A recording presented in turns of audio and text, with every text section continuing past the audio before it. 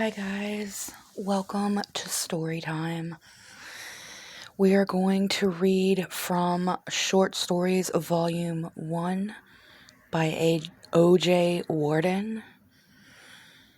The short story that we are going to read is titled Death.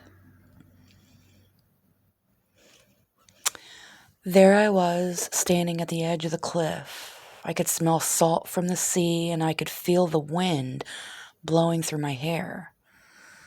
Looking ahead, I knew what I needed to do, but I was frightened.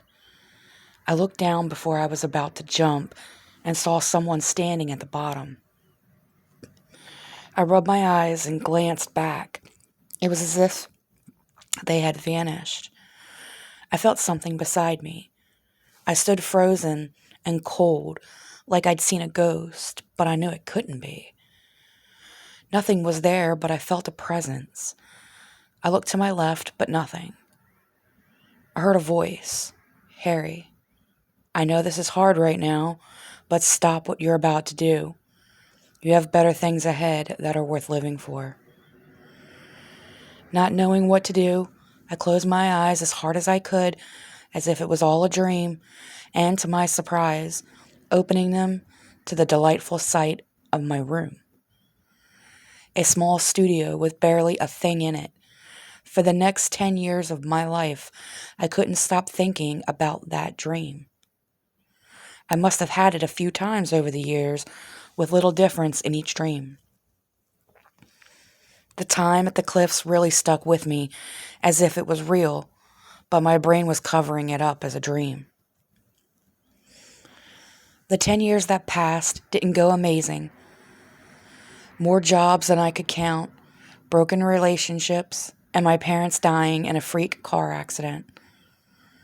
Every time I was close to giving up or quitting with life, I felt that same presence, like in the dream. It's been really hard without someone to talk in depth with, like I did with my parents. I see a therapist, but it's not the same as a loving figure. Time seems to fly by, and I met the most wonderful woman named Lucy. I landed a decent job being a mail sorter at a big pharmaceutical company. Not the most amazing job, but it pays the bills, and I've been doing it for a year now and don't get stressed as much as previous jobs I've had. Lucy is a researcher. I didn't pay too much attention to her at the start, as I know someone like her wouldn't give me a second look. It was a Monday morning, normal delivery route, but I had a parcel for Lucy, so I placed it on her desk, hoping that she didn't see me. "Oh, it's Harry, isn't it?" My ears couldn't believe that she even knew my name, let alone trying to talk to me. Quickly I replied, "Yeah, it's Harry. I know your name's Lucy because I deliver posts to you all the time. Not that I look at the post all the time. I just need to check the names on it to see who I need to deliver it to." I felt like I should have just smiled or something instead of rushing words out of my mouth that make me sound like an idiot. She just giggled. I knew I looked like an idiot at that point. I just wanted to roll into a ball and die, but to my surprise, she hit me with, "Do you want to go for lunch at 1 p.m.? It's on me." Before she finished her sentence, I already replied, "Yeah, that'd be amazing." That's really the first time we interacted, and it honestly changed my life. As the years go by, Lucy and I got married and had two beautiful twin daughters, Mary and Jane, who we both adore. The wedding was just a cheap registry office wedding. I didn't want Lucy to pay for the wedding, but on my wages, I couldn't afford anything amazing. Plus, we don't believe in those whole religious ceremony thing. One night, while everyone was asleep, I woke from a nightmare. Sweating and panicking, it was the same cliff dream. But this time when I looked to my left, a deathly figure stood there in a black cloak like you see in the movies. I fell back to sleep after I'd calmed down. The next morning, we had planned to go to the park depending on the weather. It's actually sunny for once, so we did go to the park. Lucy and the kids were playing on the swings, and I was sitting on the bench just watching them from a distance, smiling, thinking to myself how my life got this perfect. Then, there it was, that same feeling like in the dream. It was death. Before I could look over, I heard, "I'm sorry, it's time." I was so confused. I didn't understand what was going on. I remember thinking, am I still dreaming? I tried to talk, but nothing came out. Then I heard death. "This isn't a dream. Like it wasn't all those years ago. I've been with you this whole time. This is the end for you." My instant thought was, what about the kids and Lucy?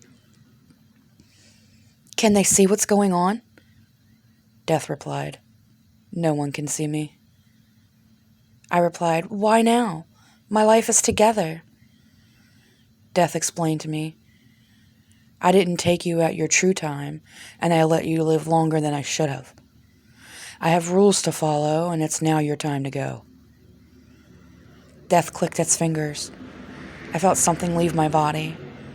The last thing I heard was my daughter, "Daddy, look!" I was above myself looking down at Lucy, screaming at my body on the bench, and the twins were crying on the floor. Then it hit me. I was dead. I didn't know what to do at that point, but before I could do anything, I was teleported into a small white box room with death standing there. It explained to me that because it let me live those extra years, it had broken the rules from a higher being. Before I could say anything, it disappeared, and the black cloak dropped to the floor. A desk appeared in front of me with a stack of papers on it with the word "contract" in bold red letters. An automated voice came over a speaker. "Please place your hand on the contract and you can leave." So I did exactly that and slammed my hand on the contract. I did leave that room, but I was now standing over an old lady in an outdated bedroom. I looked at myself in the mirror, above her bed, and all I could see was the black cloak. I looked down at my hand, and it was just bones. I realized what had happened. In that moment, I was now death. I've been like this for as long as I can remember. I've had instructions on how to collect the living, but I don't know how long I have to do this for, or if I will ever see my family again. All I know is I have to honor the contract with rules to follow. That was an interesting short story. Thank you again to O.J. Warden for that creative short story. Thank you all for being here for this story time. Have a great morning, afternoon, or evening, whenever and wherever you're listening to this. Love and hugs. See you next time. Bye, guys.